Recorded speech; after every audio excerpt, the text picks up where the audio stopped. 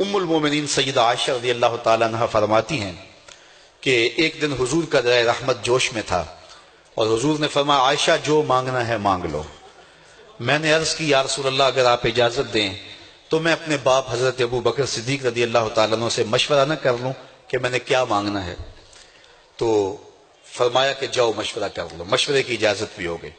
میں اپنے والد گرامی کی خدمت میں حاضر ہوئی اور کہا کہ دریائے رحمت جوش میں ہے اور رحمت کا باڑا برس رہا ہے۔ حضور نے فرمایا عائشہ جو مانگنا ہے مانگ لو، یہ اتنا سنہری موقع ہاتھ آیا ہے تو میں چاہتی ہوں کہ کوئی مانگوں تو اہم شے مانگوں، تو آپ کی خدمت میں حضور سے اجازت پا کے حاضر ہوئی ہوں، مجھے بتایا جائے کہ میں حضور سے کیا مانگوں تاکہ کوئی چھوٹی چیز نہ مانگوں، بڑی چیز مانگوں۔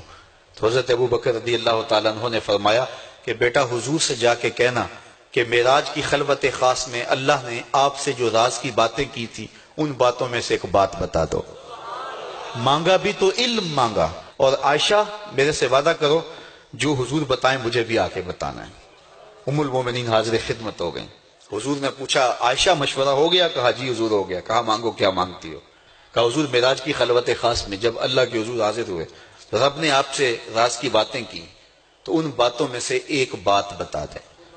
حضور مسکرا پڑے، اس بات پہ مسکرائے ہوں گے میرے یار غار کا انتخاب کیسا ہے، یا اس بات پہ مسکرائے ہوں گے کہ راز کی بات بتا دوں تو راز راز نہ رہا، لیکن وعدہ کیا تھا۔ کہا عائشہ سنو، جب میں قرب خاص میں پہنچا تو میرے مالک نے مجھ سے راز کی جو باتیں کی ان میں سے ایک بات یہ تھی، محبوب تیری امت میں سے کوئی شخص کسی شخص کا ٹوٹا ہوا دل جوڑ دے تو میرے اوپر لازم ہے بغیر حساب کے جنت عطا کروں۔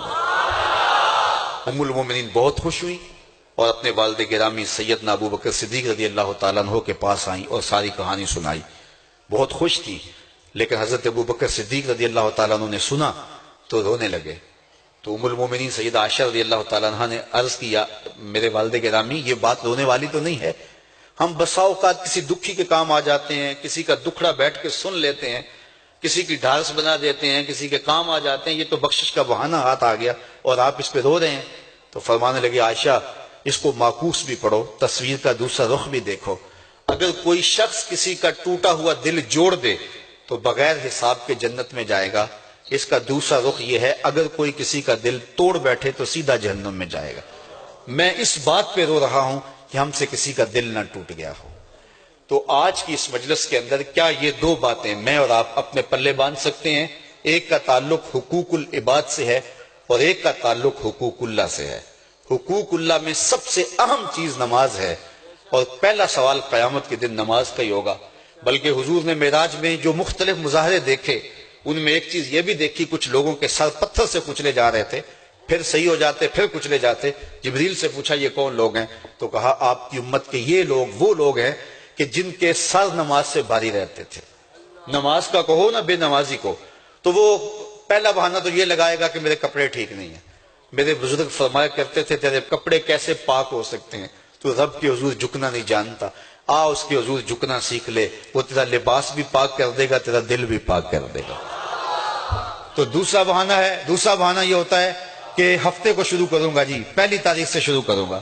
یہ وہ بندہ کہہ رہا ہے، ہفتے کا وقت وہ دے رہا ہے جس کے پاس ایک لمحہ بھی اپنا نہیں ہے، جس کو یہ نہیں پتا کہ اٹھنے والا اگلا قدم کہاں ہوگا۔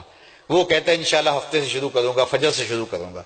میاں اللہ کے حضور بلاوا 5 وقت ہمیں آتا ہے، حی علی الصلاۃ حی علی الفلاح، کتنے بدبخت ہیں کہ جو اس پکار پہ اٹھ کے اس کے حضور حاضر نہیں ہوتے۔ 5 گانا نماز شعار زندگی بنا لو، اور ہم یہ پکا عزم مصمم کر کے اٹھیں، اتنے زور سے ہم ارادہ کریں کہ شیطان بھاگ جائے، ہماری ہوا سے بھی بھاگ جائے۔ یہ تو اتنے پختہ ارادے کے ساتھ عزم کر کے جو ہے وہ آج ارادہ کر کے یہاں سے نکلے ہیں کہ وہ فجر کے وقت ہمیں بہکانے میں کامیاب نہ ہو، ادھر اذان پکارے ادھر ہم دوڑتے ہوئے اللہ کے گھر کی طرف پلٹ آئیں۔ ہم یہ عزم کریں کہ آج کے بعد نماز نہیں چھوڑیں گے۔ اللہ مجھے آپ کو 5 گانا نماز کی توفیق نصیب کرے اور ہمیں توفیق نصیب کرے کہ ہم کسی کے دل شکستگی کا سامان نہ کریں۔